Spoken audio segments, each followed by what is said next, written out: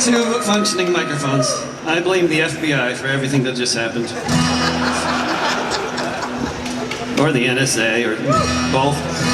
So I saw a wonderful sign. It said, if the input is weapons exports, then the output is refugees.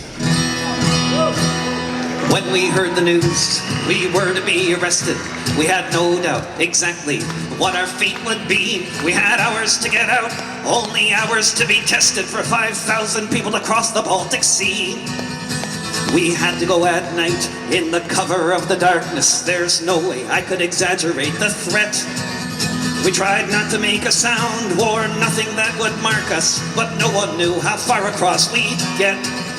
And I thank God for the fishermen who gave us a ride and took us over to the other side. To find so many boats ready for the journey, to find so many prepared to risk it all.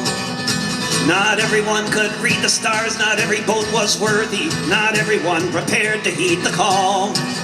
But I thank God for the fishermen who gave us a ride and took us over to the other side.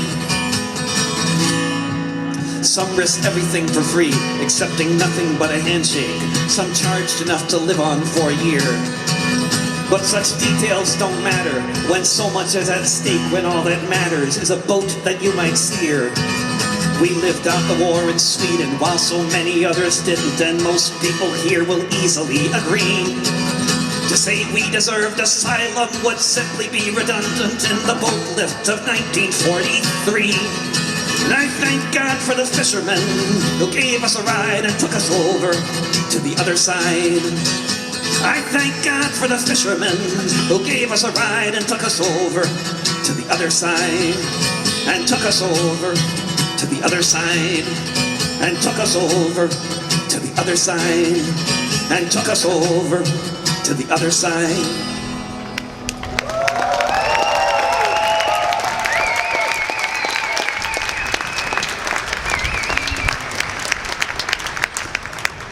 So, seems to me that some things have changed since the rebellions of 1848, but really around the world the peasant wars are ongoing.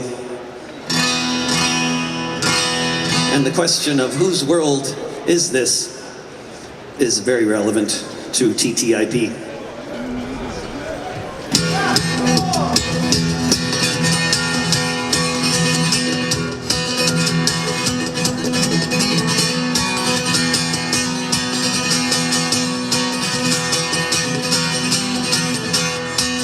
The patroons came from Holland to America, became landlords where none had been before. Soon one man owned 500,000 acres on both sides of the Hudson River shore. He invited families to move in and give him 30% of everything they grew every year. This is how they pay the rent. His name was Van Rensselaer. He became one of the richest men on earth. In today's terms, $90 billion is how much he'd be worth. All this for doing nothing, but saying all of this was his. I have the power of the state behind me, and I'm in the landlord biz. After 200 years of this and one revolution won, another Van Rensselaer had another son. And this Rensselaer was greedier than his ancestors dead and past. It was the 1840s and things were changing fast. It was the straw that broke the back. The bottle was uncorked. They started organizing meetings, the tenant farmers of New York. They found the strength of numbers. They found the power of suggestion. They found each other asking the same question. Who gave you the right to be a landlord? Live a life of ease while others toil. Who gave you the right to be a rich man while the rest of us pay so we can work this soil? They vowed they would stop the rent collection. They vowed they'd bring this madness to an end. And when one blew the tin horn of distress, he soon found he had 1,000 friends. With calico skirts, masks upon their faces, on horseback armed with knives and guns.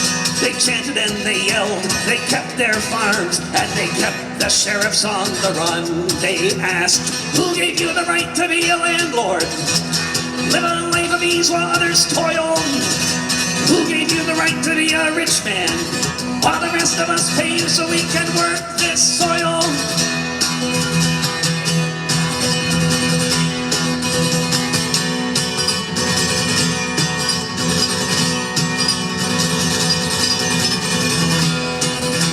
The governor's militias tried to stop them, but nothing could be done to break their will. And by 1848 the landlords buckled, sold their holdings to the farmers in the hills. Yes, they overthrew this feudal system, but it's replaced now by speculators and banks. And you can still hear the homeless families asking of all the landed gentry in our ranks, who gave you the right to be a landlord? To live a life of ease while others toil? Who gave you the right to be a rich man, while the rest of us pay you so we can work this soil? Who gave you the right to be a landlord? To live a life of ease while others toil? Who gave you the right to be a rich man, while the rest of us pay you so we can work this soil? Who gave you the right?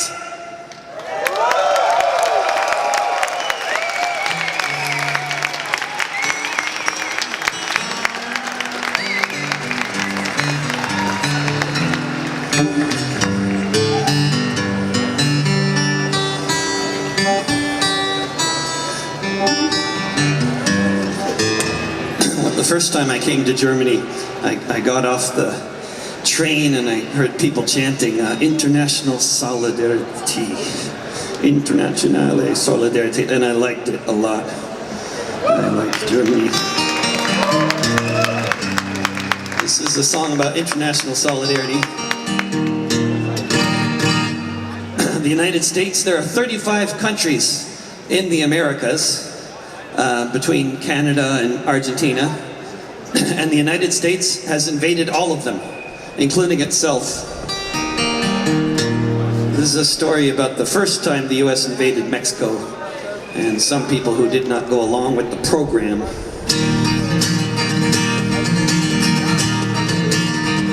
My name is John Riley. I'll have your ear only a while. I left my dear home in Ireland. It was death, starvation, or exile. When I got to America, it was my duty to go enter the army and slog across Texas to join in the war against Mexico. And it was there in the pueblos and hillsides that I saw the mistake I had made. Part of a conquering army with the morals of a bayonet blade. And amidst all these poor dying Catholics, screaming children, the burning stench of it all, myself and 200 Irishmen decided to rise to the call. From Dublin City to San Diego, we witnessed freedom denied. So we formed the St. Patrick Battalion and we fought on the Mexican side. We formed the St. Patrick Battalion and we fought on the Mexican side. We marched beneath the green flag of St. Patrick, emblazoned with Erin Golbra, right with the harp and the shamrock and the Libertad para la República. Just 50 years after Wolf Tone, 5,000 miles away, the Yanks called us a legion of strangers, and they can talk as they may. But from Dublin City to San Diego, we witnessed freedom denied. So we formed the St. Patrick Battalion and we fought on the Mexican side. We formed the St. Patrick Battalion and we fought on the Mexican side. We fought them in Matamoros, where their volunteers were raping the nuns. In Monterrey and Cerro Gordo, we fought on as Ireland's sons. We were the red-headed fighters for freedom amidst these brown-skinned women and men. Side by side we fought against tyranny, and I dare say we'd do it again.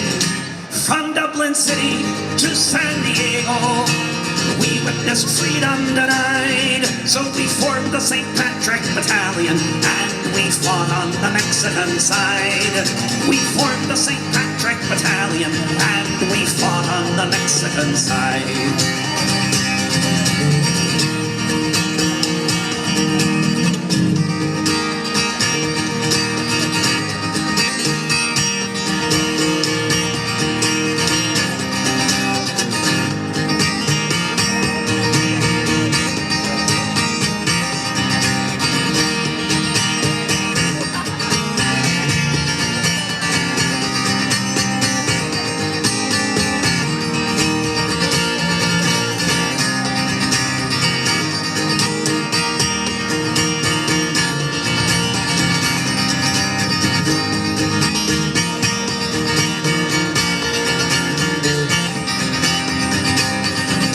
We fought them in 5 major battles.